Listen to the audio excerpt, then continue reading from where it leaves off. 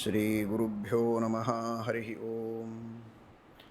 ನಾರಾಯಣಂ ಸುರಗುರುಂ ಜಗದೇಕನಾಥಂ ಭಕ್ತಪ್ರಿಯಂ ಸಕಲಲೋಕನಮಸ್ಕೃತಂಚ ತ್ರೈಗುಣ್ಯವರ್ಜಿತಮಜಂ ವಿಭುಮದ್ಯಮೀಶಂ ವಂದೇ ಭವಘ್ನಮಮರಾಸುರಸಿದ್ಧವಂದ್ಯಂ. ನಾರಾಯಣಂ ನಮಸ್ಕೃತ್ಯ ನರಂ ಚೈವ ನರೋತ್ತಮಂ ದೇವೀಂ ಸರಸ್ವತೀಂ ವ್ಯಾಸಂ ತತೋ ಜಯಮುದೀರಯೇತ್. ಧರ್ಮವಿಜ್ಞಾನವೈರಾಗ್ಯಪರಮೈಶ್ವರ್ಯಶಾಲಿನಃ ಆನಂದತೀರ್ಥಭಗವತ್ಪಾದಾನ್ ವಂದೇ ನಿರಂತರಂ. ಭವತಿ ಯದನುಭಾವಾದೇಡಮೂಕೋऽಪಿ ವಾಗ್ಮಿ ಜಡಮತಿರಪಿ ಜಂತುರ್ಜಾಯತೆ ಪ್ರಾಜ್ಞಮೌಲಿಃ. ಸಕಲವಚನಚೇತೋ ದೇವತಾ ಭಾರತೀ ಸಾ ಮಮ ವಚಸಿ ನಿಧತ್ತಾಂ ಸನ್ನಿಧಿಂ ಮಾನಸೇ ಚ. ನಮೋऽस्तु ತಾತ್ವಿಕಾ ದೇವಾಃ ವಿಷ್ಣುಭಕ್ತಿಪರಾಯಣಾಃ ಧರ್ಮಮಾರ್ಗೇ ಪ್ರೇರಯन्तु ಭವಂತಃ ಸರ್ವ ಏವ ಹಿ. Naomi ನ್ಯಾಯಸುಧಾದಿಕೃಜ್ಜಯಮುನೀನ್ ಶ್ರೀಪಾದರಾಟ್ಸನ್ಮಣೀನ್ ವ್ಯಾಸಾರ್ಯಾನ್ ವಿವಿಧಾಗಮಬ್ಧಿವಿಹರಾನ್ ಶ್ರೀವಾದಿರಾಜಾನಪಿ Vande ಹಂಸವರಾನ್ ರಘುತ್ತಮಗುರೂನ್ ವೈದಗ್ಧ್ಯವಾರಾಂ ನಿಧೀನ್ ಶ್ರೀಸತ್ಯವ್ರತರಾಘವೇಂದ್ರಮುನಿಪಾನ್ ಸದ್ಬೋಧಸಧ್ಯಾನಪಾನ್ ಸತ್ಯಾಭಿಜ್ಞಕರಾಬ್ಜೋತ್ಥಾನ್ ಪಂಚಾಶದ್ವರ್ಷಪೂಜಕಾನ್ ಸತ್ಯಪ್ರಮೋದತೀರ್ಥಾರ್ಯಾನ್ Naomi ನ್ಯಾಯಸುಧಾರತಾನ್.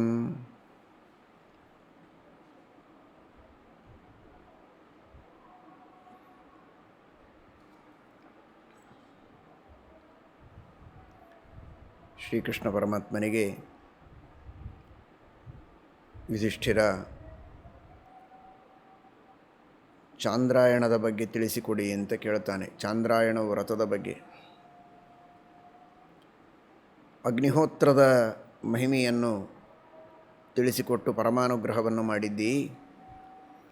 ಚಾಂದ್ರಾಯಣ ವ್ರತವನ್ನು ಮಾಡಬೇಕು ಅಂತ ಮಧ್ಯ ಮಧ್ಯದಲ್ಲಿ ಕೃಷ್ಣ ನೀನು ಉಪದೇಶ ಮಾಡಿದಿ. ಅನೇಕ ನಿಷಿದ್ಧ ಕರ್ಮಗಳನ್ನು ಮಾಡಿದಾಗ ಆ ನಿಷಿದ್ಧ ಕರ್ಮಗಳಿಂದ ಬಂದ ಪಾಪಗಳನ್ನು ಪ್ರಕ್ಷಾಲನೆ ಮಾಡಿಕೊಳ್ಳುವುದಕ್ಕೋಸ್ಕರ ಚಾಂದ್ರಾಯಣ ವ್ರತವನ್ನು ಮಾಡಬೇಕು ಅಂತ ಅದರ ವಿಧಾನವನ್ನು ತಿಳಿಸಿಕೊಡು ಅಂತ ಕೇಳ್ತಾನೆ ಯುಧಿಷ್ಠಿರ. ಶ್ರೀಕೃಷ್ಣ ಪರಮಾತ್ಮ ಹೇಳ್ತಾನೆ, ಶುದ್ಧವಾಗಿ ಮೊದಲು ಪಂಚಗವ್ಯದಿಂದ ತನ್ನ ಶರೀರವನ್ನು ಶೋಧನೆ ಮಾಡಬೇಕು. ಮಂತ್ರಪೂರಿತವಾದ ಮಂತ್ರದಿಂದ ಮಾಡಲ್ಪಟ್ಟಂತಹ ಆ ಪಂಚಗವ್ಯ, ಅಂತಹ ಪಂಚಗವ್ಯದಿಂದ ತನ್ನ ದೇಹದ ಶುದ್ಧಿಯನ್ನು ಮಾಡಿಕೊಳ್ಳಬೇಕು. ಬ್ರಹ್ಮಚರ್ಯದಿಂದ ಇರಬೇಕು. ಶ್ರೇಷ್ಠವಾದ ನದಿ ಸಂಗಮ, ತೀರ್ಥ, ಪವಿತ್ರವಾದ ಕ್ಷೇತ್ರದಲ್ಲಿ ಅನುಕೂಲವಿದ್ದರೆ, ಇಲ್ಲದಿದ್ದರೆ ತನ್ನ ಮನೆಯಲ್ಲಿಯೇ ಗೋಮಯದಿಂದ ಲೇಪನ ಮಾಡಿದಂತಹ ಸ್ಥಂಡಿಲದಲ್ಲಿ ಶಾಸ್ತ್ರೋಕ್ತವಾದಂತಹ ಕೆಲವು ಹೋಮಗಳನ್ನೆಲ್ಲ ಮಾಡಬೇಕು. ಪ್ರಾಯಶ್ಚಿತ್ತಾಹುತಿಗಳನ್ನೆಲ್ಲ ಮಾಡಿ ಆ ಹೋಮವನ್ನು ಸಮಾಪನಗೊಳಿಸಿ ಆ ನಂತರದಲ್ಲಿ ತಾನು ದೇವರ ಪೂಜಾದಿಗಳನ್ನು ಮಾಡಿ ಭಕ್ಷಣವನ್ನು ಮಾಡಬೇಕು. ಹೇಗೆ? ಚಂದ್ರನ ವೃದ್ಧಿಯಾಗುವ ರೀತಿಯಲ್ಲಿ ತುತ್ತುಗಳ ವೃದ್ಧಿಯಾಗಬೇಕು, ಚಂದ್ರನ ಕ್ಷಯವಾಗುವ ರೀತಿಯಲ್ಲಿ ತುತ್ತುಗಳ ಕ್ಷಯ ಆಗಬೇಕು.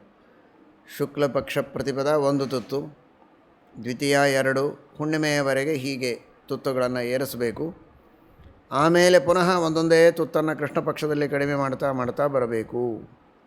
ಈ ರೀತಿ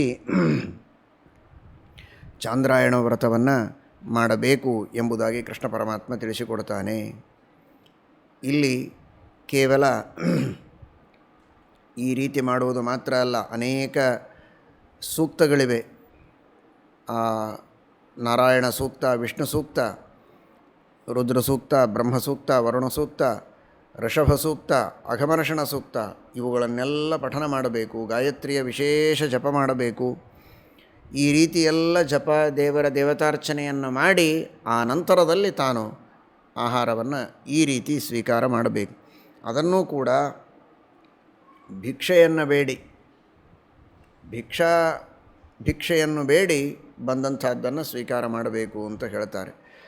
ಅಪವಿತ್ರವಾದ ಯಾವುದೇ ವಸ್ತುವನ್ನು ನೋಡಿದರೆ ಸೂರ್ಯನ ಅವಲೋಕನವನ್ನು ಮಾಡಬೇಕು. ಶುದ್ಧವಾಗಿರಬೇಕು. ಅಪವಿತ್ರ ವಸ್ತುಗಳನ್ನು ಮುಟ್ಟಬಾರದು. ಅಪವಿತ್ರರಾದವರ ಜೊತೆಗೆ ಮಾತನಾಡಬಾರದು. ಅಕಸ್ಮಾತ್ ಏನಾದರೂ ಅಪವಿತ್ರ ವಸ್ತುಗಳ ದರ್ಶನವಾದರೆ ಸೂರ್ಯನನ್ನು ದರ್ಶನ ಮಾಡಿಕೊಂಡು ಮತ್ತೆ ತಾನು ಶುದ್ಧನಾಗಬೇಕು.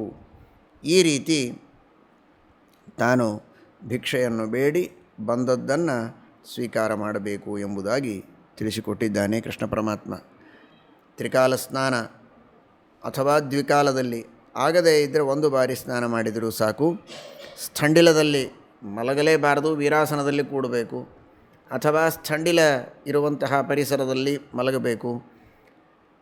ಅದೂ ಇಲ್ಲ, ವೃಕ್ಷದ ಮೂಲದಲ್ಲಿ ತಾನು ಕೂಡಬೇಕು. ಈ ರೀತಿ ವ್ರತವನ್ನು ಆಚರಣೆ ಮಾಡಬೇಕು. ವಸ್ತ್ರವು ಅತಿ ಸಾಧಾರಣವಾದಂತಹ ನಾರು ಬಟ್ಟೆ ಇರಬೇಕು, ಅಥವಾ ಸಾಮಾನ್ಯವಾದ ಹತ್ತಿಯಿಂದ ಮಾಡಿದಂತಹ ಬಟ್ಟೆ ಆದರೂ ಪರವಾಗಿಲ್ಲ.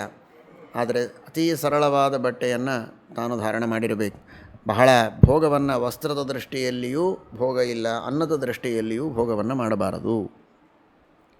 ಹೀಗೆ ಚಾಂದ್ರಾಯಣ ವ್ರತವನ್ನು ಮಾಡಬೇಕು. ಕೇವಲ ಊಟದಲ್ಲಿ ತುತ್ತುಗಳನ್ನು ಏರಿಸುವುದು ಇಳಿಸುವುದು ಮಾತ್ರ ಅಲ್ಲ, ಸ್ನಾನ, ದೇಹಶುದ್ಧಿ, ಇಂದ್ರಿಯಗಳ ನಿಗ್ರಹ, ಬ್ರಹ್ಮಚರ್ಯ, ಭಿಕ್ಷಾಚರಣ ಹಾಗೂ ವಸ್ತ್ರಗಳಲ್ಲಿ ನೇತವಾದ ತಪಸ್ವಿ ವೇಷವನ್ನು ಧಾರಣ ಮಾಡಿಕೊಂಡು ತಾನಿರಬೇಕು ಅಂತನ್ನುವ ರೀತಿಯಲ್ಲಿ ಶ್ರೇಷ್ಠವಾದ ಆ ಚಾಂದ್ರಾಯಣದ ಕಲ್ಪವನ್ನು ಪರಮಾತ್ಮ ತಿಳಿಸಿಕೊಟ್ಟಿದ್ದಾನೆ.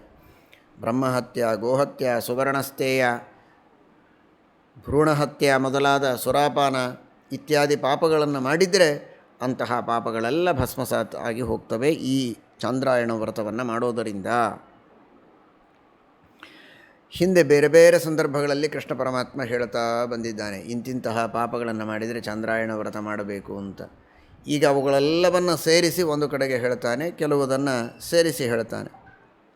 10 ದಿನಗಳಾಗುವುದರ ಆಕಳು ತಾನು ಕರುವನ್ನು ಹಾಕಿ 10 ದಿನ ಆಗುವುದರೊಳಗೆ ಅಂತಹ ಆಕಳಿನ ಹಾಲನ್ನು ಸ್ವೀಕಾರ ಮಾಡಬಾರದು. ಸ್ವೀಕಾರ ಮಾಡಿದರೆ, ಅಥವಾ ಒಂಟೆಯ ಕುರಿಯ ಹಾಲುಗಳನ್ನು ಸ್ವೀಕಾರ ಮಾಡಿದರೆ, ಮೃತಾಶೌಚದಲ್ಲಿ ಅನ್ನವನ್ನು ಸ್ವೀಕಾರ ಮಾಡಿದರೆ ಚಾಂದ್ರಾಯಣ ವ್ರತವನ್ನು ಮಾಡಬೇಕು. ಪಾತಕ, ಉಪಪಾತಕಗಳು, ಪತಿತರು ಅಂಥವರ ಅನ್ನವನ್ನು ಸ್ವೀಕಾರ ಮಾಡಿದರೆ ಚಾಂದ್ರಾಯಣ ವ್ರತವನ್ನು ಮಾಡಬೇಕು. ವಸ್ತುವನ್ನು ತಾನು ಒಂದು ಪಾತ್ರೆಯಲ್ಲಿಟ್ಟುಕೊಂಡು ವ್ಯವಸ್ಥಿತವಾದ ರೀತಿಯಲ್ಲಿ ಭೋಜನವನ್ನು ಮಾಡಬೇಕು. ಆಕಾಶದಲ್ಲಿ ಹೀಗೆ ಕ್ಯಾಚ್ ಹಿಡಿಯೋದು ಅಂತಾರಲ್ಲ, ಆ ರೀತಿ ಬಾಯಿಯಲ್ಲೇ ಆಕಾಶದಲ್ಲಿದ್ದದ್ದನ್ನು ಹಾಕಿಕೊಳ್ಳೋದು ಸರಿಯಾದದ್ದಲ್ಲ. ಗಿಡಕ್ಕೆ ಬಾಯಿ ಹಚ್ಚೋದಾಗಲಿ, ಕ್ಯಾಚ್ ಹಿಡಿಯೋದಾಗಲಿ ಬಾಯಿಯಿಂದ, ಈ ರೀತಿ ಊಟವನ್ನು ಮಾಡಬಾರದು. ಕೆಳಗೆ ಬಿದ್ದದ್ದನ್ನು ಊಟ ಮಾಡಬಾರದು. ಇನ್ನೊಬ್ಬರ ಕೈಯಲ್ಲಿ ಹಿಡಿದುಕೊಂಡಾಗ ಅವರ ಕೈಗೆ ಬಾಯಿ ಹೆಚ್ಚಿ ತಿನ್ನುವುದಲ್ಲ. ಪರಹಸ್ತಸ್ಥಿತಂಚೈವ ಭುಕ್ತ್ವಾ ಚಾಂದ್ರಾಯಣಂ ಚರೇತ್. ಈ ರೀತಿ ಪುನರ್ವಿವಾಹಾದಿಗಳನ್ನು ಮಾಡಿಕೊಂಡವರ ಅನ್ನವನ್ನು ಸ್ವೀಕಾರ ಮಾಡಬಾರದು. ಅದರಂತೆ ಯಾವುದೇ ರೀತಿಯ ಶಾಸ್ತ್ರೋಕ್ತವಾದ ಕ್ರಮದಲ್ಲಿ ವಿವಾಹಾದಿಗಳನ್ನು ಮಾಡಿಕೊಳ್ಳದಂತಹ ಶಾಸ್ತ್ರದ ನಿಯಮವನ್ನು ಉಲ್ಲಂಘನೆ ಮಾಡಿದವರು ಯಾರೋ ಅಂಥವರ ಅನ್ನವನ್ನು ಸ್ವೀಕಾರ ಮಾಡಬಾರದು. ಅದರಂತೆ ದೇವರ ಸೇವೆಯನ್ನು ಮಾಡಿ ತಾನು ಸಂಪಾದನೆಯನ್ನು ಮಾಡಿರ್ತಾನೆ, ಪೌರೋಹಿತ್ಯಾದಿಗಳನ್ನು ಮಾಡಿ ಸಂಪಾದನೆಯನ್ನು ಮಾಡಿರ್ತಾನೆ ಕಷ್ಟಪಟ್ಟು, ಅಂಥವರಿಗೆ ದಾನ ಮಾಡಬೇಕೇ ಹೊರತು ಅಂಥವರದ್ದನ್ನೇ ಕಸಿದುಕೊಂಡು ಸ್ವೀಕಾರ ಮಾಡಿದರೆ ಚಾಂದ್ರಾಯಣ ವ್ರತವನ್ನು ಮಾಡಬೇಕು. ಮದ್ಯ ಅಥವಾ ವಿಷ, ಅರಗು, ಉಪ್ಪು, ಎಣ್ಣೆ ಇಂಥವುಗಳನ್ನೆಲ್ಲ ಆ ವ್ಯಾಪಾರ ಮಾಡುವಂಥವರು ವೈಶ್ಯರು ವ್ಯಾಪಾರ ಮಾಡಬಹುದು. ಬ್ರಾಹ್ಮಣ ಅದನ್ನು ವ್ಯಾಪಾರ ಮಾಡಿದ ಅಂತಾದರೆ ಚಾಂದ್ರಾಯಣ ವ್ರತವನ್ನು ಆಚರಣೆ ಮಾಡಬೇಕು. ಭಿನ್ನವಾದ ಪಾತ್ರದಲ್ಲಿ ಭೋಜನ ಮಾಡಬಾರದು. ಅದರಂತೆ ಉಪನಯನವಾಗದ ವ್ಯಕ್ತಿಯಿಂದ ಅನ್ನವನ್ನು ಸ್ವೀಕಾರ ಮಾಡಬಾರದು. ಕನ್ಯೆಯ ಜೊತೆಗೆ ಭೋಜನವನ್ನು ಮಾಡಬಾರದು. ಉಚ್ಛಿಷ್ಟವನ್ನು, ಎಂಜಲು ಭೋಜನವನ್ನು ಮಾಡಬಾರದು. ಇನ್ನೊಬ್ಬರಿಗೆ ಎಂಜಲು ಮಾಡಬಾರದು. ತಾನು ಎಂಜಲು ತಿನ್ನಬಾರದು, ಇನ್ನೊಬ್ಬರಿಗೂ ಊಟ ಮಾಡುವಾಗ ಎಂಜಲು ಮಾಡಬಾರದು. ಈ ತರಹ ಎಲ್ಲ ಮಾಡಿದರೆ ಚಾಂದ್ರಾಯಣ ವ್ರತವನ್ನು ಮಾಡಬೇಕು. ಅದರಂತೆ ಸೋರೆಕಾಯಿ, ಉಳ್ಳಾಗಡ್ಡಿ, ಬೆಳ್ಳುಳ್ಳಿ, ಪಡವಲಕಾಯಿ, ಹೀರೆಕಾಯಿ ಇತ್ಯಾದಿಗಳು ಇವುಗಳನ್ನು ಸ್ವೀಕಾರ ಮಾಡಿದರೆ ಚಾಂದ್ರಾಯಣ ವ್ರತವನ್ನು ಮಾಡಬೇಕು ಅಂತಾರೆ. ತುಂಬ ಕೋಶಾತಕಂಚೈವ ಪಲಾಂಡುಂ ಗ್ರಂಜನಂ ತಥಾ ಛತ್ರಾಕಂ ಲಶುನಂಚೈವ ಭುಕ್ತ್ವಾ ಚಾಂದ್ರಾಯಣಂ ಚರೇತ್. ದ್ವಿಜಃ ಪರ್ಯುಷಿತಂಚಾನ್ನಂ, ಹಳಿಸಿದ್ದು ಹಿಂದೆಲ್ಲ ಹೇಳಿದ್ದಾನೆ ಕೃಷ್ಣ ಇದನ್ನು. ಇನ್ನೊಬ್ಬರ ಮನೆಯಲ್ಲಿ ಅಡುಗೆಯನ್ನು ಮಾಡಿ ತೆಗೆದುಕೊಂಡು ಬರುವುದು, ಮಾಂಸಭಕ್ಷಣ, ಮದ್ಯಪಾನ, ರಜಸ್ವಲ ಸ್ತ್ರೀಯ ಸ್ಪರ್ಶವಾದದ್ದು ಅಥವಾ ಅವರ ದೃಷ್ಟಿಗೆ ಬಿದ್ದದ್ದು, ನಾಯಿ ಇತ್ಯಾದಿಗಳ ಸ್ಪರ್ಶವಾಗಿರುವಂತಹ ಅನ್ನವನ್ನು ಸ್ವೀಕಾರ ಮಾಡಬಾರದು. ಇದನ್ನೆಲ್ಲ ಮಾಡಿದರೆ ಚಾಂದ್ರಾಯಣ ವ್ರತವನ್ನು ಮಾಡಿಕೊಂಡು ಶುದ್ಧನಾಗ್ತಾನೆ ಎಂಬುದಾಗಿ ಕೃಷ್ಣ ಪರಮಾತ್ಮ ತಿಳಿಸಿಕೊಟ್ಟಿದ್ದಾನೆ. ಇದಾದ ಮೇಲೆ ಮತ್ತೆ ಕೇಳ್ತಾನೆ ಯುಧಿಷ್ಠಿರ, ದರಿದ್ರರಿಗೂ ಸುಲಭವಾಗಿ ಮಾಡಲು ಸಾಧ್ಯವಾದಂತಹ ನಿಯಮಗಳು, ವ್ರತಗಳು, ಪ್ರಾಯಶ್ಚಿತ್ತಗಳೇನಾದರೂ ಉಂಟೋ ಅಂತ. ಅದಕ್ಕೆ ಕೃಷ್ಣ ಪರಮಾತ್ಮ ಹೇಳ್ತಾನೆ, ಬೇಕಾದಷ್ಟಿದೆ. ಏನಾದರೂ ದಾನ ಮಾಡಬೇಕು, ಪೂಜೆ ಮಾಡಬೇಕು ಅಂತಾದರೆ ಸಂಪತ್ತು ಬೇಕು, ಹಣ ಬೇಕು. ಉಪವಾಸ ಮಾಡೋದಕ್ಕೆ ಏನು ಹಣ ಬೇಕಾಗಿದೆ, ದರಿದ್ರರು ಮಾಡಬಹುದು. ಅಂತಹ ವ್ರತಗಳನ್ನು ಹೇಳ್ತೇನೆ. ಕಾರ್ತಿಕ ಮಾಸದಲ್ಲಿ ಒಂದೊಂದು, ಎಲ್ಲ ಮಾಸದಲ್ಲಿಯೂ ಏಕಭುಕ್ತ ವ್ರತ ಅಂತ, ಒಪ್ಪತ್ತು ಊಟ ಮಾಡೋದು. ಆ ಏಕಭುಕ್ತ ವ್ರತದಿಂದ ಪಾಪಗಳ ಪರಿಹಾರವನ್ನು ಮಾಡಿಕೊಳ್ಳುವುದಕ್ಕೆ ಸಾಧ್ಯ ಇದೆ. ಕಾರ್ತಿಕ ಮಾಸದಲ್ಲಿ ಏಕಭುಕ್ತ ವ್ರತವನ್ನು ಯಾರು ಮಾಡ್ತಾರೋ ಅಂಥವನು ಕಪಿಲಾದಾನವನ್ನು ಮಾಡಿದರೆ ಏನು ಫಲ ಬರಬೇಕೋ ಅಂತಹ ಫಲ ಬರ್ತದೆ. ಕಾಮಕ್ರೋಧಾದಿ ದೋಷಗಳನ್ನು ತೊರೆದು ವಿಷ್ಣು ಭಕ್ತಿಯಿಂದ ಸರ್ವಸಮರ್ಪಣ ಭಾವದಿಂದ ಮಾಡಬೇಕು. ಇದು ಎಲ್ಲ ಮಾಸಗಳಲ್ಲಿಯೂ ಸಂಬಂಧಪಟ್ಟಂತಹ ಒಂದು ಸಾಮಾನ್ಯ ನಿಯಮ. ಕಾಮಕ್ರೋಧಾದಿ ದೋಷಗಳನ್ನು ಬಿಟ್ಟು ಇಂದ್ರಿಯ ನಿಗ್ರಹವನ್ನು ಮಾಡ್ತಾ, ಹರಿಸ್ಮರಣವನ್ನು ಮಾಡ್ತಾ, ಸಚ್ಛಾಸ್ತ್ರಗಳ ಶ್ರವಣವನ್ನು ಮಾಡ್ತಾ, ನಿತ್ಯದಲ್ಲಿ ಮಾಡಬೇಕಾದಂತಹ ಸ್ನಾನ ಸಂಧ್ಯಾ ವಂದನಾದಿ ವಿಹಿತ ಕರ್ಮಗಳನ್ನೆಲ್ಲ ಮಾಡಿ ಈ ಏಕಭುಕ್ತ ವ್ರತವನ್ನು ಮಾಡಿದರೆ ಶ್ರೇಷ್ಠವಾದ ಕಪಿಲಾಗೋದಾನ ಮಾಡಿದ ಮಹಾಫಲವನ್ನು ಪಡೆದು ಸೂರ್ಯಲೋಕದಲ್ಲಿ ಇವನು ವಿಶೇಷವಾಗಿ ಸುಖವಾಗಿ ಇರ್ತಾನೆ. ಮುಂದೆ ಕಾಲಾತ್ ಪುರುಷೇಶು ಉಪಜಾಯತೆ ಅಂತಿದೆ. ಅನೇಕ ವರ್ಷಗಳನ್ನು ಭಾಗವತದಲ್ಲಿ ಹೇಳಿದ್ದಾರೆ. ಕಿಂಪುರುಷ ವರ್ಷ, ಭದ್ರಾಶ್ವ, ಕೇತುಮಾಲ ಇತ್ಯಾದಿ ವರ್ಷಗಳು. ಭಾರತ ವರ್ಷ ಇದ್ದಂತೆ ಇನ್ನು ಅನೇಕ ವರ್ಷಗಳಿವೆ. ಅವುಗಳೆಲ್ಲ ಭೋಗಭೂಮಿಗಳು. ಅಲ್ಲಿ ಇವನಿಗೆ ಜನ್ಮವಾಗತ್ತೆ. ಬೇರೆ ಬೇರೆ ತರಹದ ಪುಣ್ಯಕರ್ಮಗಳನ್ನು ಮಾಡಿ ಅಲ್ಲಿ ಭೋಗವನ್ನು ಅನುಭವಿಸಿ ಮತ್ತೆ ಭರತ ಭೂಮಿಯಲ್ಲಿ ಹುಟ್ಟಿ ಬರ್ತಾನೆ ಅಂತ. ಈ ರೀತಿ ಕಾರ್ತಿಕ ಮಾಸದಲ್ಲಿ ಯಾರು ಏಕಭುಕ್ತ ವ್ರತವನ್ನು ಮಾಡ್ತಾನೋ ಅವನು ಪುರುಷ ವರ್ಷದಲ್ಲಿ ಹುಟ್ಟುತ್ತಾನೆ ಅಂತ. ಪುರುಷ ವರ್ಷ ಅಂತ ಯಾವುದಿಲ್ವಲ್ಲ ಅಂದರೆ ವಾದರಾಜ ಶ್ರೀಪಾದಂಗಳವರು ಹೇಳ್ತಾರೆ, ಕಿಂಪುರುಷ ವರ್ಷ. ಹನುಮಂತ ದೇವರು ಯಾವ ಕಿಂಪುರುಷ ಖಂಡದಲ್ಲಿದ್ದಾರೋ ಅಂತಹ ಕಿಂಪುರುಷ ವರ್ಷದಲ್ಲಿ ಇವನು ಹುಟ್ಟಿ ಬರ್ತಾನೆ. ಮಾರ್ಗಶೀರ್ಷ ಮಾಸದಲ್ಲಿ ಏಕಭುಕ್ತ ವ್ರತವನ್ನು ಮಾಡಿ ವಿಶೇಷವಾಗಿ ಗಾಯತ್ರಿ ಜಪವನ್ನು ಮಾಡಿದರೆ ಅಗ್ನಿಹೋತ್ರವನ್ನು ಮಾಡಿದಂತಹ ಮಹಾಪುಣ್ಯ ಬರ್ತದೆ. ಸಪ್ತರ್ಷ ಲೋಕದಲ್ಲಿ ಸುಖವಾಗಿ ಇದ್ದು ಹರಿವರ್ಷದಲ್ಲಿ ಹುಟ್ಟುತ್ತಾನೆ. ಅಲ್ಲಿ ವಿಶೇಷವಾಗಿ ರಾಜ್ಯವನ್ನು ಅನುಭವಿಸ್ತಾನೆ. ಪುಷ್ಯಮಾಸದಲ್ಲಿ ಏಕಭುಕ್ತ ವ್ರತವನ್ನು ಮಾಡಿದಂತಹ ವ್ಯಕ್ತಿ ಇಂದ್ರಲೋಕದಲ್ಲಿ ಸುಖವಾಗಿದ್ದು ಇಲಾವರ್ಷದಲ್ಲಿ ಹುಟ್ಟುತ್ತಾನೆ. ಮಾಘ ಮಾಸದಲ್ಲಿ ಏಕಭುಕ್ತ ವ್ರತವನ್ನು ಮಾಡಿ ಗಾಯತ್ರಿ ಜಪವನ್ನು ವಿಶೇಷವಾಗಿ ಮಾಡಿ ತ್ರಿಕಾಲ ಸ್ನಾನಾದಿಗಳನ್ನು ಮಾಡಿದರೆ ಪಿತೃಲೋಕಕ್ಕೆ ಹೋಗಿ ಭದ್ರಾಶ್ವ ವರ್ಷದಲ್ಲಿ ಹುಟ್ಟಿ ಬರ್ತಾನೆ. ಮತ್ತೆ ಮುಂದೆ ಚತುರ್ವೇದಿಯಾಗಿ ಭಾರತ ಭೂಮಿಯಲ್ಲಿ ಹುಟ್ಟುತ್ತಾನೆ. ಫಾಲ್ಗುಣ ಮಾಸದಲ್ಲಿ ನಮೋ ಬ್ರಹ್ಮಣ್ಯ ದೇವಾಯ ಗೋಬ್ರಾಹ್ಮಣ ಹಿತಾಯ ಚ ಜಗದ್ಧಿತಾಯ ಕೃಷ್ಣಾಯ ಗೋವಿಂದಾಯ ನಮೋ ನಮಃ. ಗೋವಿಂದನೇ ಮಾಸನಿಯಾಮಕ ಫಾಲ್ಗುಣ ಮಾಸದಲ್ಲಿ. ಅಂತಹ ಫಾಲ್ಗುಣ ಮಾಸದಲ್ಲಿ ಏಕಭುಕ್ತ ವ್ರತವನ್ನು ಮಾಡಿದವನ ನಕ್ಷತ್ರ ಲೋಕದಲ್ಲಿ ಸುಖವಾಗಿದ್ದು ಕೇತುಮಾಲ ವರ್ಷದಲ್ಲಿ ಹುಟ್ಟಿ ಬರ್ತಾನೆ. ಆಮೇಲೆ ಮತ್ತೆ ಪುನಃ ಉತ್ತಮ ಜ್ಞಾನಿಯಾಗಿ ಹುಟ್ಟುತ್ತಾನೆ ಅಂತ. ಚೈತ್ರ ಮಾಸದಲ್ಲಿ ವಿಷ್ಣುವಿನ ಪ್ರೀತಿಗಾಗಿ ಮಾಡಿದರೆ ಅಗ್ನಿಹೋತ್ರವನ್ನು ಮಾಡಿದ ಪುಣ್ಯ ಚಂದ್ರಲೋಕದಲ್ಲಿದ್ದು ರಮಣಕ ದ್ವೀಪದಲ್ಲಿ ಹುಟ್ಟುತ್ತಾನೆ. ವೈಶಾಖ ಮಾಸದಲ್ಲಿ ಏಕಭುಕ್ತ ವ್ರತವನ್ನು ಮಾಡಿದವ ಅಗ್ನಿಷ್ಟೋಮ ಅತಿರಾತ್ರ ಯಾಗಗಳು ಅಂತ ದೊಡ್ಡ ಯಾಗಗಳು, ಆ ಯಾಗಗಳನ್ನು ಮಾಡಿದ ಪುಣ್ಯ ಬರುತ್ತೆ. ದೇವಲೋಕದಲ್ಲಿದ್ದು ಹೈಮವತ ವರ್ಷದಲ್ಲಿ ಹುಟ್ಟುತ್ತಾನೆ. ಮತ್ತೆ ಮುಂದೆ ಬ್ರಾಹ್ಮಣನಾಗಿ ಬರ್ತಾನೆ. ಜ್ಯೇಷ್ಠ ಮಾಸದಲ್ಲಿ ಪುನಃ ಇದೇ ನಮೋ ಬ್ರಹ್ಮಣ್ಯ ದೇವಾಯ ಇತ್ಯಾದಿ ಮಂತ್ರಗಳನ್ನು ಹೇಳ್ತಾ ತ್ರಿವಿಕ್ರಮನ ಪ್ರೀತಿಗಾಗಿ ಯಜ್ಞವನ್ನು ಮಾಡಿದರೆ ಉತ್ತರ ಕುರು ವರ್ಷದಲ್ಲಿ ಹುಟ್ಟುತ್ತಾನೆ. ಆಷಾಢ ಮಾಸದಲ್ಲಿ ಮಾಡಿದರೆ ಕಪಿಲಾಗೋದಾನವನ್ನು 100 ಕಪಿಲಾಗೋದಾನ ಮಾಡಿದ ಮಹಾಫಲ ಬರ್ತದೆ. ದೇವಲೋಕದಲ್ಲಿ ಸುಖವಾಗಿದ್ದು ಶಾಖದ್ವೀಪದಲ್ಲಿ ಹುಟ್ಟಿ ಬರ್ತಾನೆ. ಶ್ರಾವಣ ಮಾಸದಲ್ಲಿ ಮಾಡಿದರೆ ಅವನಿಗೂ ಕಪಿಲಾಗೋದಾನ ಮಾಡಿದ ಫಲ ಇಂದ್ರಲೋಕದಲ್ಲಿದ್ದು ಕುಶದ್ವೀಪದಲ್ಲಿ ಹುಟ್ಟುತ್ತಾನೆ. ಆ ದ್ವೀಪದಲ್ಲಿ ಹುಟ್ಟಿ ಮತ್ತೆ ಪುನಃ ಸಾಧನೆಯನ್ನು ಮಾಡುವುದಕ್ಕೆ ಭರತ ಭೂಮಿಯಲ್ಲಿ ಉತ್ತಮ ಬ್ರಾಹ್ಮಣ ಜನ್ಮವನ್ನು ಪಡೆದು ಸಾಧನೆಯನ್ನು ಮಾಡುತ್ತಾನೆ ಎನ್ನುವುದನ್ನು ತಿಳಿದುಕೊಳ್ಳಬೇಕು. ಭಾದ್ರಪದ ಮಾಸದಲ್ಲಿ ಮಾಡಿದರೆ ರಾಜಸೂಯಾಶ್ವಮೇಧ ಯಾಗಗಳನ್ನು ಮಾಡಿದ ಮಹಾಫಲ ಬರ್ತದೆ. ಇಂದ್ರಲೋಕದಲ್ಲಿ ಸುಖವಾಗಿರ್ತಾನೆ. ಮತ್ತು ಕುಬೇರನ ಸ್ಥಾನದಲ್ಲಿ ಅವನು ಹುಟ್ಟಿ ಬರ್ತಾನೆ ಎಂಬುದಾಗಿ ತಿಳಿಸ್ತಾರೆ.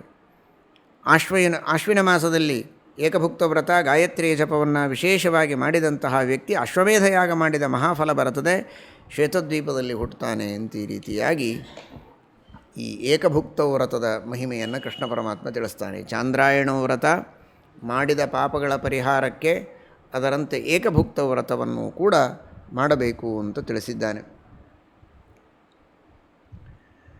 ಈ ರೀತಿ ಒಂದು ವರ್ಷದವರೆಗೆ ನಿರಂತರ ಒಂದೊಂದು ಮಾಸದಲ್ಲಿ ಮಾಡಿದರೆ ಫಲ, ಇಡೀ ಸಂವತ್ಸರ ಏಕಭುಕ್ತ ವ್ರತವನ್ನು ಮಾಡಿದರೂ ಕೂಡ ಮಹಾಫಲ ಇದೆ. ಆ ರೀತಿಯ ಏಕಭುಕ್ತ ವ್ರತವನ್ನು ಮಾಡಿ ಬೆಣ್ಣೆಯ ಗೋವನ್ನು ಅಥವಾ ಎಳ್ಳಿನ ಗೋವನ್ನು ದಾನ ಮಾಡಿದರೆ 10 ಜನ್ಮಗಳಲ್ಲಿ ಬುದ್ಧಿಪೂರ್ವಕವಾಗಿ ತಿಳಿಯದೆ ಮಾಡಿದ ಪಾಪಗಳು, ಎರಡೂ ತರಹದ ಪಾಪಗಳು ಕೂಡ ಪರಿಹಾರವಾಗ್ತವೆ ಅಂತ ಕೃಷ್ಣ ಪರಮಾತ್ಮ ತಿಳಿಸಿಕೊಡ್ತಾನೆ.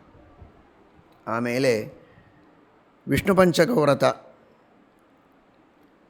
ಪರ್ವದ್ವಯಂಚ ದ್ವಾದಶ್ಯಾಂ ಶ್ರವಣಂಚ ನರಾಧಿಪ ಮತ್ಪಂಚಮೀತಿ ವಿಖ್ಯಾತ ಮತ್ಪ್ರಿಯಾಚ ವಿಶೇಷತಃ. ಪರ್ವದ್ವಯ ಅಮಾವಾಸ್ಯ ಪೌರ್ಣಿಮಾ, ದ್ವಾದಶಿ ಎನ್ನುವ ಶಬ್ದಕ್ಕೆ ಇಲ್ಲಿ ಏಕಾದಶಿ ಅಂತ ತಾತ್ಪರ್ಯ. ಏಕಾದಶಿ 2 ಏಕಾದಶಿಗಳು ಹಾಗೂ ಶ್ರವಣ ನಕ್ಷತ್ರ. ಈ 5 ದಿನಗಳಲ್ಲಿ ಇದಕ್ಕೆ ಮತ್ಪಂಚಮಿ, ಮತ್ತದು ವಿಷ್ಣು ಕೃಷ್ಣ ತಾನೇ ಹೇಳ್ತಾ ಇದ್ದಾನೆ. ಮತ್ಪಂಚಮಿ ಅಂದರೆ ವಿಷ್ಣು ಪಂಚಕ ಅಂತ ಅದರ ಅಭಿಪ್ರಾಯ. ಈ ವಿಷ್ಣು ಪಂಚಕ ವ್ರತ ನನಗೆ ಅತ್ಯಂತ ಪ್ರಿಯವಾದದ್ದು, ಇದನ್ನು ಮಾಡಿದಂತಹ ವ್ಯಕ್ತಿ ಎಲ್ಲ ವಿಧವಾದಂತಹ ಪಾಪಗಳನ್ನು ಪರಿಹಾರ ಮಾಡಿಕೊಳ್ತಾನೆ ಅಂತ ತಿಳಿಸ್ತಾರೆ. ಇದರಂತೆ ಏಕಾದಶಿ ಉಪವಾಸ, ದ್ವಾದಶಿ ಪಾರಣಿ, ಏಕಾದಶಿ ಉಪವಾಸದ ಫಲವನ್ನು ಹೇಳ್ತಾನೆ.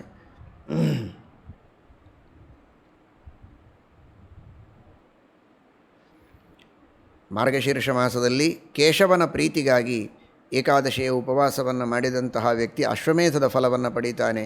ಪುಷ್ಯ ಮಾಸದಲ್ಲಿ ಅಶ್ವಮೇಧದ ಫಲ, ಮಾಘ ಮಾಸದಲ್ಲಿ ರಾಜಸೂಯ ಯಾಗದ ಫಲ, ಫಾಲ್ಗುಣ ಮಾಸದಲ್ಲಿ ಅತಿರಾತ್ರ ಯಾಗ, ಚೈತ್ರ ಮಾಸದಲ್ಲಿ ಪೌಂಡರೀಕ ಯಾಗ, ವೈಶಾಖ ಮಾಸದಲ್ಲಿ ಅಗ್ನಿಷ್ಟೋಮ, ಜ್ಯೇಷ್ಠ ಮಾಸದಲ್ಲಿ ಗೋಮೇಧ, ಆಷಾಢ ಮಾಸದಲ್ಲಿ ನರಮೇಧ, ಶ್ರಾವಣ ಮಾಸದಲ್ಲಿ ಮಾಡಿದರೆ ಪಂಚಯಜ್ಞದ ಫಲ, ಭಾದ್ರಪದ ಮಾಸದಲ್ಲಿ ಸೌತ್ರಾಮಣಿ ಯಾಗದ ಫಲ, ಆಶ್ವಯುನ ಮಾಸದಲ್ಲಿ ಪದ್ಮನಾಭನ ಪ್ರೀತಿಗಾಗಿ ಮಾಡಿದರೆ ಸಹಸ್ರ ಗೋದಾನ ಮಾಡಿದ ಫಲ, ಕಾರ್ತಿಕ ಮಾಸದಲ್ಲಿ ದಾಮೋದರನ ಪ್ರೀತಿಗಾಗಿ ಏಕಾದಶಿಯ ಉಪವಾಸವನ್ನು ಮಾಡಿದಂತಹ ವ್ಯಕ್ತಿ ಎಲ್ಲ ಯಜ್ಞಗಳ ಫಲವನ್ನು ಪಡೀತಾನೆ ಅಂತ ಈ ರೀತಿಯಾಗಿ ಕೇಶವಾದಿ ದಾಮೋದರ ಅಂತ ಮಾರ್ಗಶೀರ್ಷ ಮಾಸವನ್ನು ಆರಂಭ ಮಾಡಿಕೊಂಡು ಕಾರ್ತಿಕ ಮಾಸದವರೆಗೆ ಆ ಕೇಶವನಾರಾಯಣಾದಿ ರೂಪಿಯಾದ ಪರಮಾತ್ಮನ ಸ್ಮರಣೆಯನ್ನು ಮಾಡಿ ಅವನ ಪ್ರೀತಿಗಾಗಿ ಏಕಾದಶಿಯ ಉಪವಾಸವನ್ನು ಮಾಡಿದರೆ ಶ್ರೇಷ್ಠವಾದಂತಹ ಫಲ ಬರುತ್ತದೆ.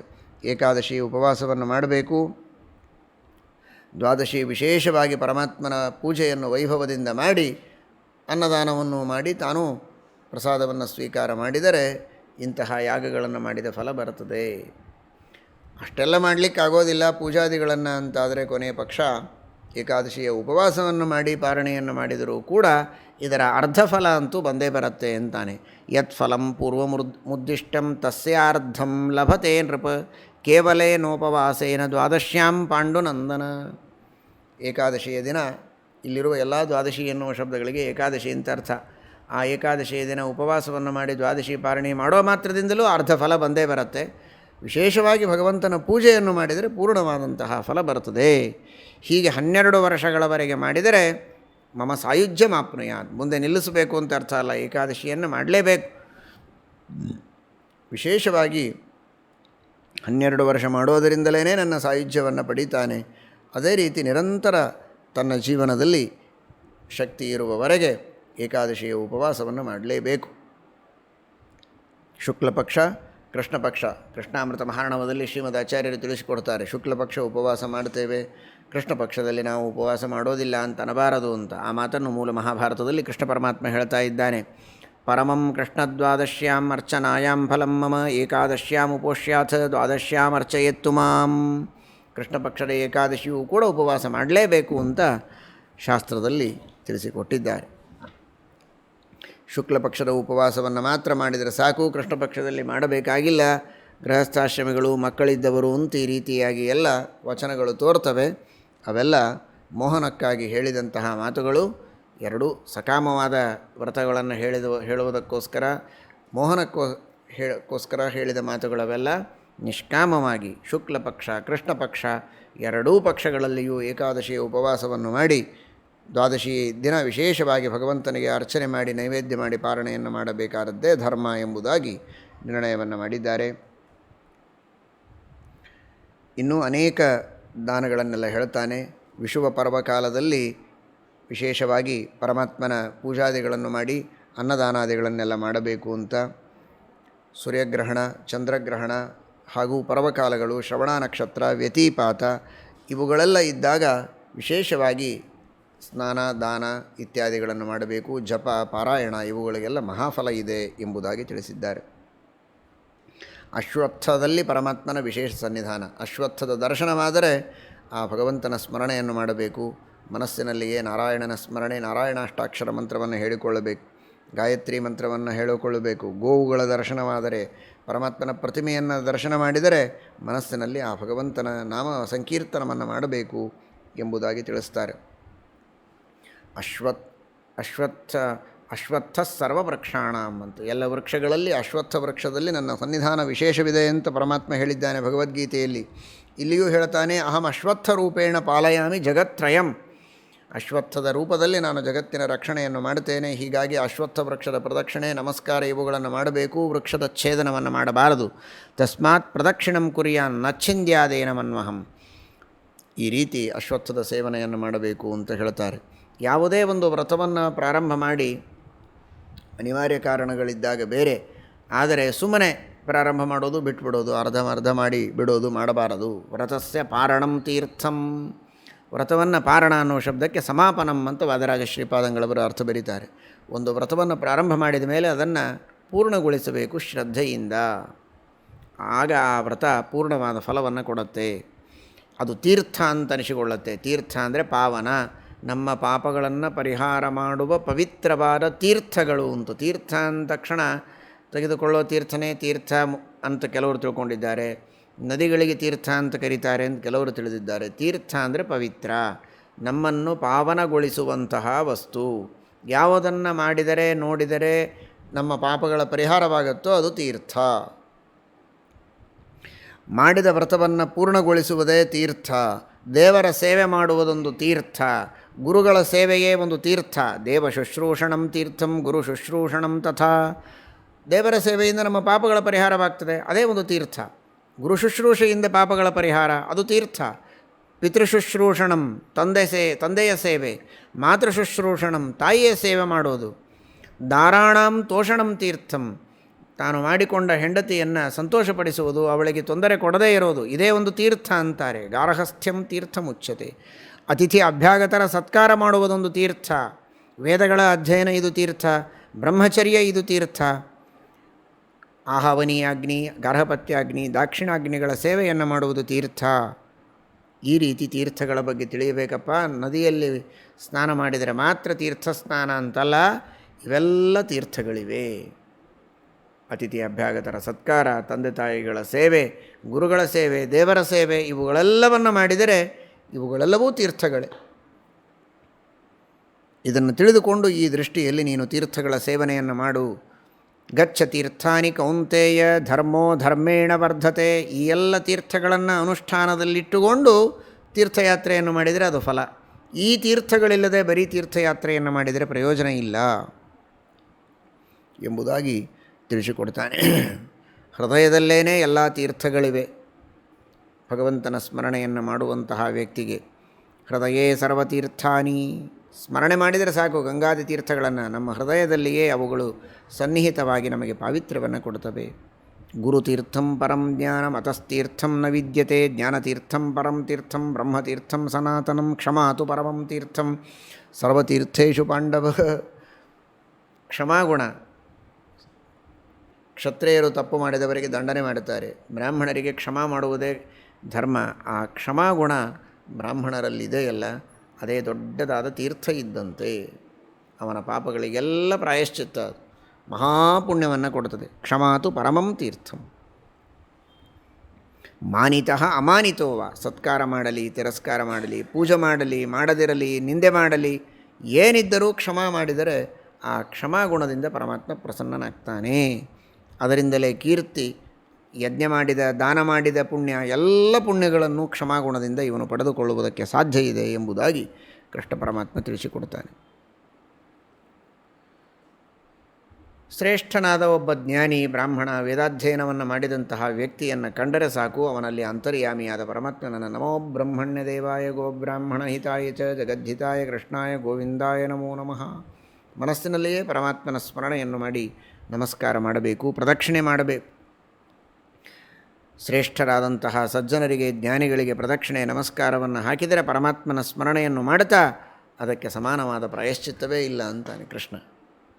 ದೊಡ್ಡದಾದ ಪ್ರಾಯಶ್ಚಿತ್ತ ಇದು, ಬಹಳ ರಹಸ್ಯವಾದದ್ದು ಅಂತಾನೆ ಕೃಷ್ಣ. ಹೀಗೆ ಹೇಳಲೇಬಾರದು, ನಿಜವಾಗಿ ಅಷ್ಟು ರಹಸ್ಯವಾದ ಪ್ರಾಯಶ್ಚಿತ್ತಗಳು. ಕಾಡು ಹಂದಿ ಕೆದರಿದ ಮಣ್ಣನ್ನು ತಂದು ಅಂತಹ ಮೃತ್ತಿಕೆಯ ಲೇಪನವನ್ನು ಮಾಡಿಕೊಂಡು ಸ್ನಾನ ಮಾಡಬೇಕು, 100 ಪ್ರಾಣಾಯಾಮವನ್ನು ಮಾಡಬೇಕು. ಇದೂ ಒಂದು ದೊಡ್ಡದಾದ ಪ್ರಾಯಶ್ಚಿತ್ತ. ಇದರಿಂದಲೂ ಮನುಷ್ಯ ಅನೇಕ ಪಾಪಗಳನ್ನು ಪರಿಹಾರ ಮಾಡಿಕೊಳ್ಳಬಹುದು. ಬಲಮುರಿ ಶಂಖ,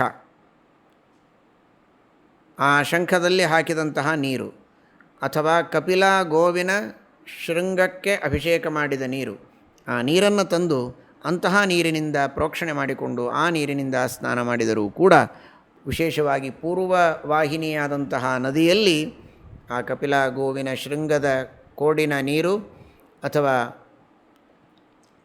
ಬಲಮುರಿ ಶಂಖದಿಂದ ದೇವರಿಗೆ ಅಭಿಷೇಕ ಮಾಡಿದಂತಹ ತೀರ್ಥ, ಆ ಪವಿತ್ರವಾದ ತೀರ್ಥವನ್ನು ಪ್ರೋಕ್ಷಣೆ ಮಾಡಿಕೊಂಡು ಸ್ನಾನ ಮಾಡಿದರೆ ಮಹಾಫಲ ಬರ್ತದೆ. ಸಲಿಲೇನತು ಯಸ್ನ ದಕ್ಷಿಣಾವರ್ತಶಂಖಾದ್ವಾ ಕಪಿಲಾ ಶೃಂಗತೋಪಿ ವಾ ಪ್ರಾಕ್ಸ್ರೋತಸೀಂ ನದೀಂ ಗತ್ವಾ ಮಮಾಯತನ ಸನ್ನಿಧವು.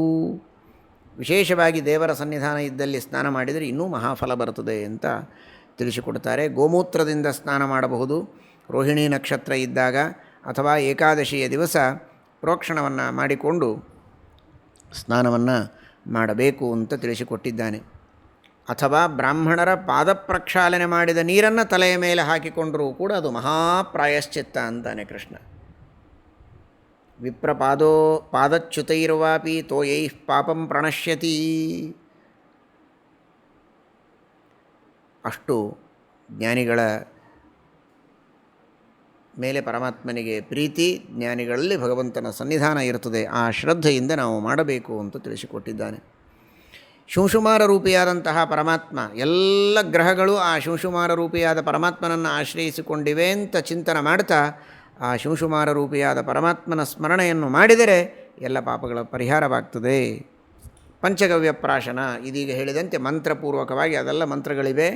ಆ ಮಂತ್ರಗಳನ್ನು ತಿಳಿದುಕೊಂಡು ಆಚಾರ್ಯರಿಂದ ಆ ಕ್ರಮದಲ್ಲಿ ಮಂತ್ರವನ್ನು ಹೇಳ್ತಾ ಪಂಚಗವ್ಯವನ್ನು ಅಭಿಮಂತ್ರಣ ಮಾಡಿ ಆ ಪಂಚಗವ್ಯವನ್ನು ಪ್ರಾಶನ ಮಾಡಿದರೂ ಕೂಡ ಪಾಪಗಳಿಗೆ ಪ್ರಾಯಶ್ಚಿತ್ತವಾಗ್ತದೆ. ಹೀಗೆ ಅನೇಕ ವಿಧವಾದಂತಹ ಪ್ರಾಯಶ್ಚಿತ್ತಗಳಿವೆ ಅಂತ ಕೃಷ್ಣ ಪರಮಾತ್ಮ ತಿಳಿಸ್ತಾನೆ. ಕೆಲವು ಕರ್ಮಗಳು ಸಫಲ, ಕೆಲವು ಕರ್ಮಗಳು ನಿಷ್ಫಲ. ಯಾವುದು ನಿಷ್ಫಲ ಅಂದರೆ,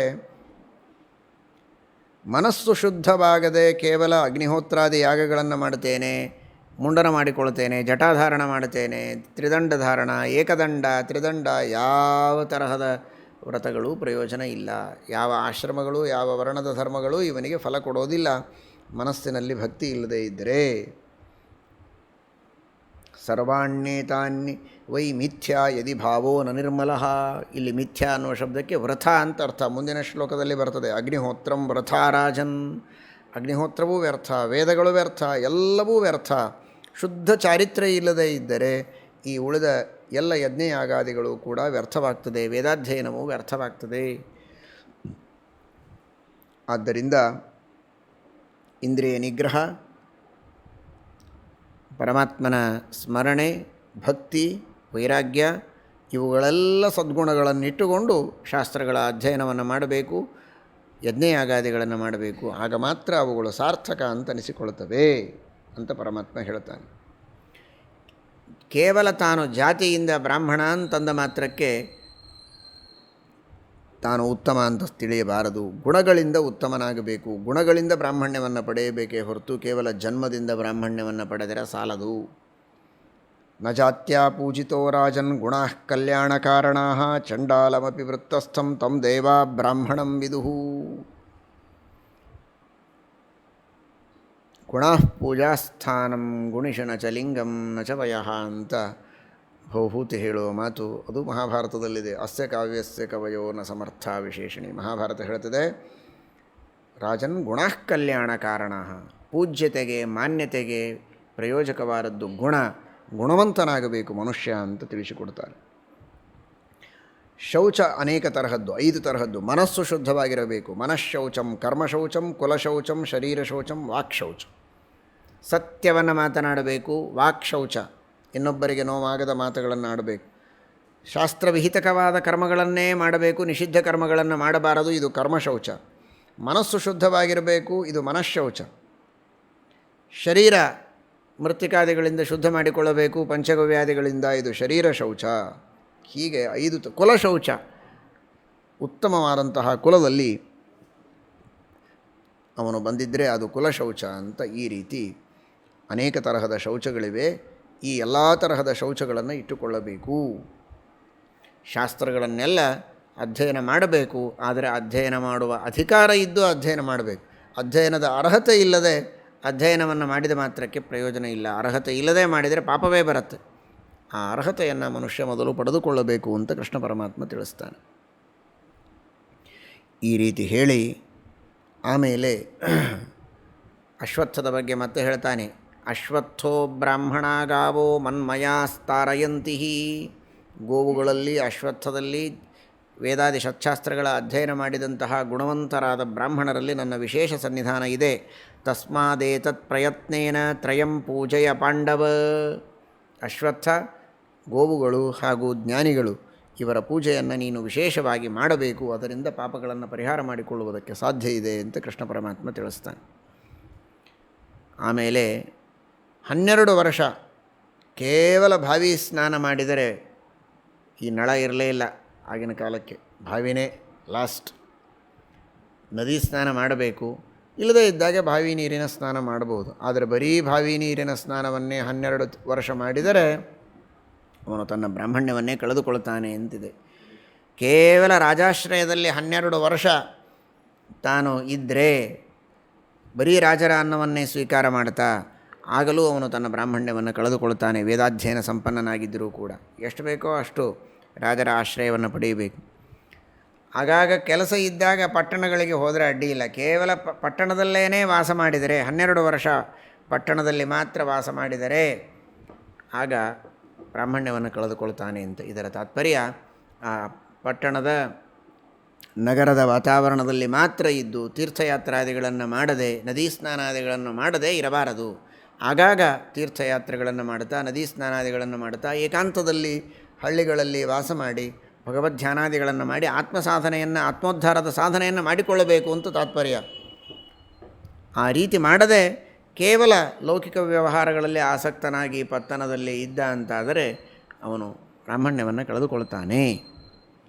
ಸೋಮಲತಾವನ್ನು ಯಜ್ಞಕ್ಕೋಸ್ಕರ ಬಳಸಬೇಕು.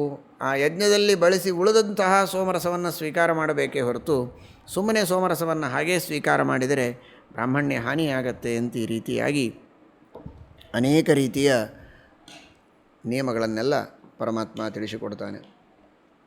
ಮತ್ತು ತೀರ್ಥಗಳ ಬಗ್ಗೆ ಹೇಳ್ತಾನೆ. ಪವಿತ್ರಗೊಳಿಸುವ ತೀರ್ಥಗಳು ಯಾವುವು? ಸತ್ಯವಚನವೇ ತೀರ್ಥ, ಅಹಿಂಸೆಯೇ ತೀರ್ಥ, ತಪಸ್ಸು ತೀರ್ಥ, ಶುದ್ಧ ಚಾರಿತ್ರ್ಯವೇ ತೀರ್ಥ, ಅಲ್ಪ ತೃಪ್ತಿ ಇದು ದೊಡ್ಡ ತೀರ್ಥ ಅಂತಾನೆ. ಅಲ್ಪ ಸಂತೋಷಕಂ ತೀರ್ಥಂ. ಪತಿವ್ರತೆಯಾದಂತಹ ಸ್ತ್ರೀ ಅವಳು ತೀರ್ಥ.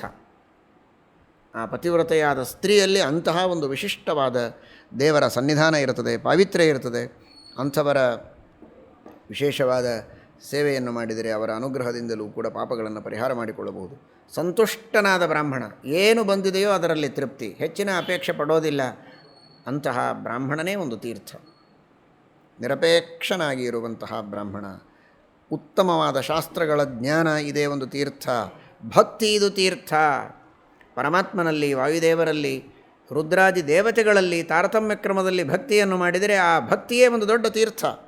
ಮದ್ಭಕ್ತ ಸತತಂ ತೀರ್ಥಂ. ಶಂಕರಸ್ಯ ವಿಶೇಷತಃ ಯತಯಸ್ತೀರ್ಥಂ. ಯತಿಗಳಿಗೆ ತೀರ್ಥ ಅಂತಾರೆ. ವಿದ್ವಾಂಸಸ್ತೀರ್ಥಮುಚ್ಯತೆ. ವಿದ್ವಾಂಸರಿಗೆ, ಜ್ಞಾನಿಗಳಿಗೆ ತೀರ್ಥ ಅಂತ ಕರೀತಾರೆ. ಯಾರು ಉತ್ತಮ ವಿದ್ವಾಂಸರೋ ಅಂಥವರಿಗೆ ತೀರ್ಥ ಅಂತ ಕರೆಯೋದು. ರಾಘವೇಂದ್ರ ಸ್ವಾಮಿಗಳವರು ಶ್ರೀನಿವಾಸ ತೀರ್ಥರು ಅಂತ ಬಿರುದು ಕೊಡ್ತಾರೆ. ಶ್ರೀನಿವಾಸಾಚಾರ್ಯರು ಅಂತ, ಬಿದರಹಳ್ಳಿ ಶ್ರೀನಿವಾಸಾಚಾರ್ಯರು ಅಂತ ಅನೇಕ ಗ್ರಂಥಗಳಿಗೆ ವ್ಯಾಖ್ಯಾನವನ್ನು ಮಾಡಿದಂತಹ ಮಹಾನುಭಾವರು. ಟೀಕಾ ಗ್ರಂಥಗಳಿಗೆ ರಾಘವೇಂದ್ರ ಸ್ವಾಮಿಗಳು ಅತ್ಯಂತ ಪ್ರೀತರಾಗಿ ಪ್ರಸನ್ನರಾಗಿ ಅವರಿಗೆ ಪರಮಾನುಗ್ರಹವನ್ನು ಮಾಡಿ ತೀರ್ಥ ಎಂಬ ಬಿರುದನ್ನು ಕೊಡ್ತಾರೆ. ಯಾಕೆ ಅಂದರೆ ಈ ಕಾರಣಕ್ಕೋಸ್ಕರ ಅಂತಹ ಉತ್ತಮವಾದ ಜ್ಞಾನವನ್ನು ಪಡೆದಿದ್ದೀರಿ. ಯಾವ ತರಹದ ಜ್ಞಾನವನ್ನು ಪಡೆದು ಜನರಿಗೆ ನೀಡಬೇಕೋ ಅಂತಹ ಜ್ಞಾನವನ್ನು ಗ್ರಂಥಗಳ ಮೂಲಕವಾಗಿ ನೀವು ನೀಡುತ್ತಾ ಇದ್ದೀರಿ. ಆದ್ದರಿಂದ ನೀವು ತೀರ್ಥರು ಅಂತ ಅವರಿಗೆ ವಿಶೇಷವಾಗಿ ಅನುಗ್ರಹ ಮಾಡಿದ್ದಾರೆ ಅಂತ ಕೇಳ್ತೇವೆ. ಶರಣ್ಯ ಪುರುಷಸ್ತೀರ್ಥಂ ಅಭಯಂ ತೀರ್ಥಮುಚ್ಯತೆ. ಈ ರೀತಿ ಅನೇಕ ತರಹದ ತೀರ್ಥಗಳ ಬಗ್ಗೆ ಪರಮಾತ್ಮ ತಿಳಿಸಿಕೊಡ್ತಾನೆ.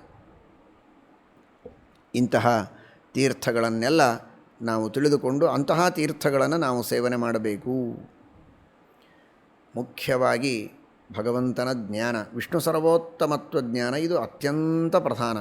ಅದಕ್ಕೆ ಇವುಗಳೆಲ್ಲ ಸಾಧನಗಳು. ವ್ರತ, ನಿಯಮ, ಅನುಷ್ಠಾನ, ಪಾಪಗಳ ಪ್ರಾಯಶ್ಚಿತ್ತ ಎಲ್ಲವನ್ನು ಮಾಡುವುದು ಯಾಕೆ ಅಂದರೆ ಪರಮಾತ್ಮನನ್ನು ಸರ್ವೋತ್ತಮ ಅಂತ ತಿಳಿದು ಅಪರೋಕ್ಷ ಜ್ಞಾನವನ್ನು ಪಡೆದುಕೊಂಡು ಮೋಕ್ಷ ಹೊಂದಬೇಕಾಗಿದೆ. ಅದಕ್ಕಿವೆಲ್ಲ ಪ್ರತಿಬಂಧಕಗಳು, ಪಾಪಗಳು.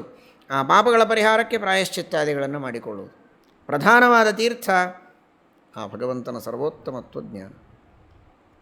ಪರಮಾತ್ಮ ಹೇಳ್ತಾನೆ, ರುದ್ರಂ ಸಮಾಶ್ರಿತಾ ದೇವಾಃ ರುದ್ರೋ ಬ್ರಹ್ಮಾಣಮಾಶ್ರಿತಃ ಬ್ರಹ್ಮ ಮಾಮಾಶ್ರಿತೋ ನಿತ್ಯಂ ನಾಹಂ ಕಂಚಿದುಪಾಶ್ರಿತಃ ಮಮಾಶ್ರಯೋ ನ ಕಶ್ಚಿತ್ತು ಸರ್ವೇಷಾಮಾಶ್ರಯೋ ಹ್ಯಹಂ.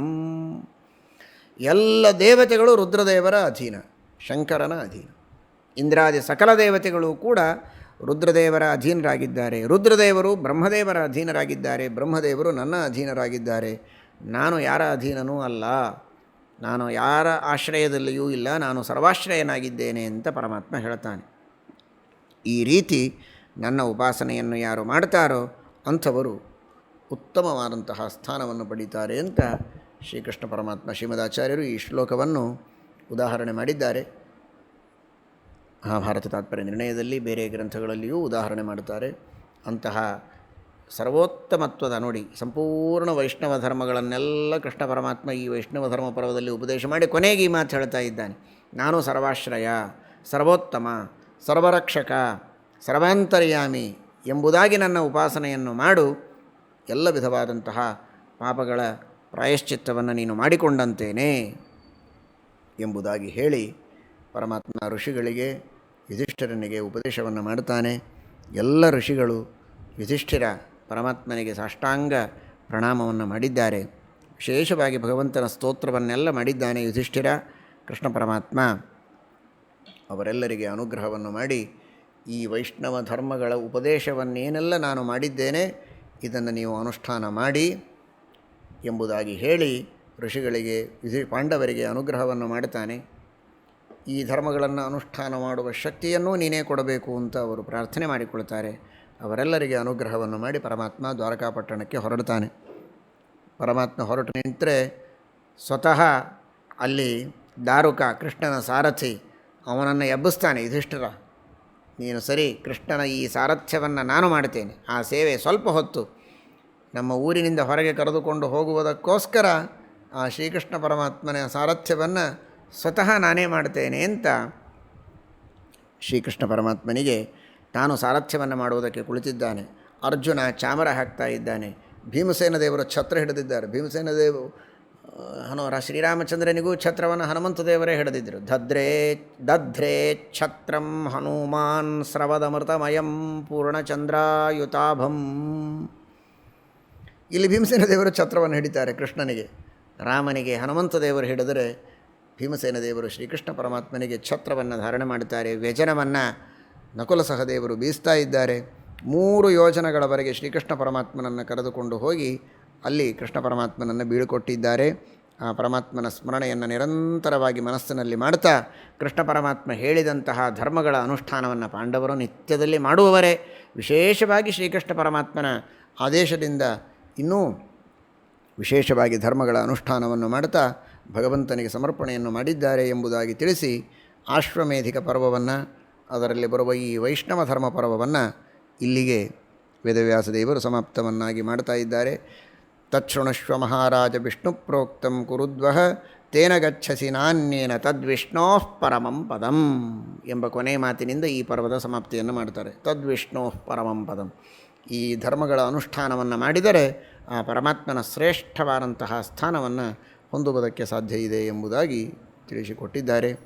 ಅತ್ಯಂತ ಉತ್ತಮವಾದ ಶ್ರೇಷ್ಠವಾದ ರಹಸ್ಯವಾದಂತಹ ಈ ವೈಷ್ಣವ ಧರ್ಮ ಪರ್ವವನ್ನು ಶ್ರೀಕೃಷ್ಣ ಪರಮಾತ್ಮ ಯುಧಿಷ್ಠಿರನಿಗೆ ಉಪದೇಶ ಮಾಡಿ ಪರಮಾನುಗ್ರಹವನ್ನು ಮಾಡಿದ್ದಾನೆ.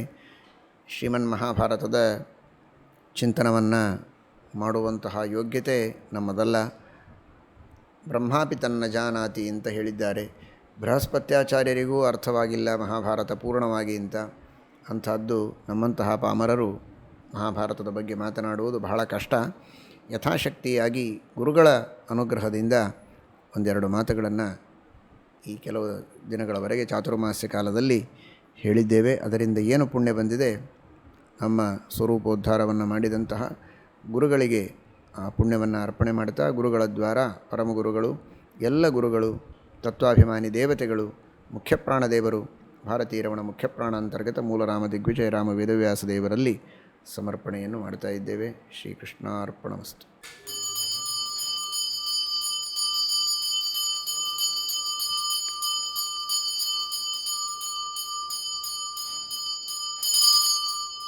ತಾವೆಲ್ಲ ಭಗವದ್ಭಕ್ತರು ಅತ್ಯಂತ ಭಕ್ತಿಶ್ರದ್ಧೆಗಳಿಂದ ಪ್ರತ್ಯಕ್ಷವಾಗಿ ಇಲ್ಲಿ ಬರುವುದಕ್ಕಾಗದೇ ಇದ್ದರೂ ಕೂಡ ತಾವಿದ್ದಲ್ಲಿಂದಲೇ ಅನೇಕ ರೀತಿಯ ಸೇವೆಯನ್ನು ಶ್ರೀ ರಾಮದೇವರ ವೇದವ್ಯಾಸದೇವರ ಪ್ರೀತಿಗಾಗಿ ಮಾಡಿದ್ದೀರಿ. ನೀವು ಮಾಡಿದಂತಹ ಎಲ್ಲ ಸೇವೆ, ನೀವು ಸಮರ್ಪಣೆ ಮಾಡಿದಂತಹ ಎಲ್ಲ ಸಂಪತ್ತನ್ನು ರಾಮದೇವರ ಪಾದಾರವಿಂದಗಳಿಗೆ ಅರ್ಪಣೆ ಮಾಡಿ, ನಿಮ್ಮೆಲ್ಲರಿಗೂ ವಿಶೇಷವಾಗಿ ಜ್ಞಾನಭಕ್ತಿ ವೈರಾಗ್ಯಾದಿಗಳನ್ನು ಎಲ್ಲ ರೀತಿಯ ಮಂಗಲವನ್ನು ದೇವರು ಉಂಟು ಮಾಡಲಿ, ಶಾಸ್ತ್ರಗಳ ಅಧ್ಯಯನ ಮಾಡುವ ಸೌಭಾಗ್ಯವನ್ನು ಕೊಡಲಿ, ಎಲ್ಲ ಕಷ್ಟಗಳ ಪರಿಹಾರವನ್ನು ಮಾಡಿ ವಿಶೇಷವಾಗಿ ಸಾಧನೆಯನ್ನು ದೇವರು ಮಾಡಿಸಲಿ ಅಂತ ಎಲ್ಲರ ಪರವಾಗಿ ಗುರುಗಳ ಮುಖಾಂತರ ಮೂಲರಾಮ ದಿಗ್ವಿಜಯರಾಮ ವೇದವ್ಯಾಸ ದೇವರಲ್ಲಿ ಪ್ರಾರ್ಥನೆಯನ್ನು ಮಾಡ್ತಾ ಇದ್ದೇವೆ. ಇದೀಗ ತಿಳಿಸಿದಂತೆ ಈ ಒಂದು ಮಹಾಮಾರಿಯ ಪೂರ್ಣವಾದ ನಿವಾರಣೆ ಆದಷ್ಟು ಶೀಘ್ರದಲ್ಲೇ ಆಗಬೇಕು. ರಾಮದೇವರ, ನರಸಿಂಹದೇವರ ಅನುಗ್ರಹದಿಂದ, ಮುಖ್ಯಪ್ರಾಣದೇವರ ಅನುಗ್ರಹದಿಂದ ಶೀಘ್ರದಲ್ಲಿ ಇದರ ಪರಿಹಾರವಾಗಲಿ, ಎಲ್ಲರಿಗೂ ಆರೋಗ್ಯವಾಗಲಿ, ಕಲ್ಯಾಣವಾಗಲಿ ಅಂತ ದೇವರಲ್ಲಿ ಪ್ರಾರ್ಥನೆ ಮಾಡ್ತೇವೆ. ಪೂರ್ಣ ಶಾಂತ ಆಗುವವರೆಗೆ ಇದೇ ರೀತಿ ಎಲ್ಲರೂ ಕೂಡ ಸಂಯಮದಿಂದ ವರ್ತನೆಯನ್ನು ಮಾಡಬೇಕು. ನಿಮ್ಮ ಮನೆಯಲ್ಲಿ ನಿಮ್ಮ ಆರೋಗ್ಯವನ್ನು ಕಾಪಾಡಿಕೊಂಡು ಯಾವುದೇ ರೀತಿಯ ಸಮಸ್ಯೆಗೆ ಒಳಗಾಗದಂತೆ ಇರಬೇಕು. ಆ ನಂತರದಲ್ಲಿ ಪುನಃ ಎಲ್ಲರಿಗೆ ರಾಮದೇವರ ದರ್ಶನ, ತೀರ್ಥ, ಪ್ರಸಾದ ಮೊದಲಿನಂತೆ ಎಲ್ಲವೂ ವೈಭವದಿಂದ ನಡೆಯುತ್ತೆ. ಆ ಒಂದು ಸೌಭಾಗ್ಯ ಶೀಘ್ರದಲ್ಲೇ ದೇವರು ಎಲ್ಲರಿಗೂ ಕರುಣಿಸಲಿ ಅಂತ ಪ್ರಾರ್ಥನೆ ಮಾಡ್ತೇವೆ. ಈ ಮಹಾಮಾರಿ ಉಪಶಮನ ಆಗೋವರೆಗೆ ಇದೇ ರೀತಿ ಎಲ್ಲರೂ ಕೂಡ ಸಹಕರಿಸಬೇಕು. ವಿಶೇಷವಾಗಿ ಭಗವಂತನ ಅನುಗ್ರಹಕ್ಕೆ ಎಲ್ಲರೂ ಪಾತ್ರರಾಗಬೇಕು ಅಂತ ಕೇಳ್ತೇವೆ. ಶ್ರೀಕೃಷ್ಣ.